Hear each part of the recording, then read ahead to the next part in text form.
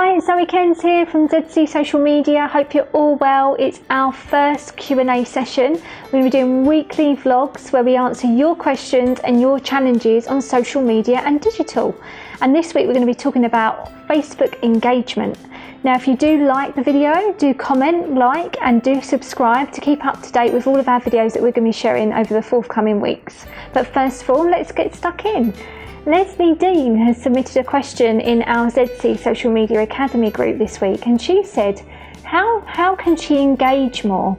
Now, engagement is a real big one because what we mostly do on social media is we're constantly, not all of us broadcast, but most of us might broadcast out constant messages about our services and our products and about things we really want to get out there, whether it be events, whether it be about our products, whether it be about things that we've got that are on offer, promotions, etc.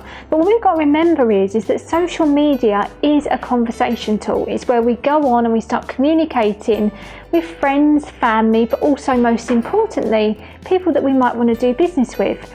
And so with regards to engagement, Leslie, I feel there's 3 things that you really need to consider before you start engaging more. Those 3 things are, number 1, thinking about your goal. What is it that you really want to achieve by using social media? So that might be that you want to build more brand awareness. So if you want to build more brand awareness, who is it that you might want to engage with to be able to get your message out there further for your brand to be more known? So think about, what is your goal? What do you really want to achieve?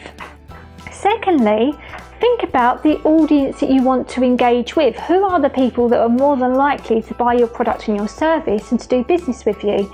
So make sure that you know about who your audience are and who you're trying to engage with, because there's no point going and engage with people that are not going to be people that recommend your service or your product or do business with you. You know, we can go and engage with the odd person and really build up that rapport, but if you're going to use your time wisely and you may have a lack of time and resources, it's important that you think about, who are my audience and who do I really need to be engaging with?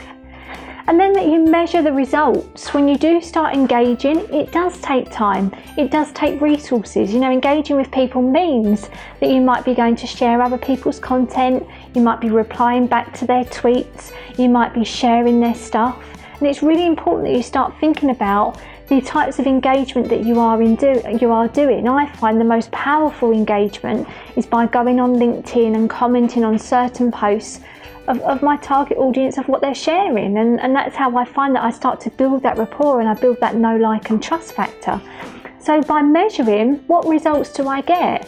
And I normally use social media to really build that know, like and trust, and then convert by going to a regular meeting, by going to meet that person face to face for a coffee. So always make sure that you measure as well as to what time you're putting in and what results you're getting. So hopefully that helps with how to engage more and why you might be doing that. Also had a question from Azami. Azami's question was, please, I need to know how to convert engagement to business connection and income, especially on Instagram and Twitter. I know you say keep building relationships, but she really needs to start making more leads and more inquiries. So converting engagement into business, now this does take time. It's not going to happen overnight, Azami. You know, when we start engaging with people, we need to build up something called a know, like and trust. And you'll know by going networking, this doesn't happen on the first time we go to a networking event.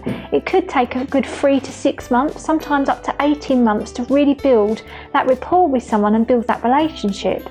So you really need to give it time. But most importantly, you need to think about, like I mentioned earlier, about the people that you are engaging with. Are they your target audience? Are they the right people that you're actually engaging with? Because if you're engaging with the wrong people, then you're not going to get the results and the leads and inquiries that you really want to achieve.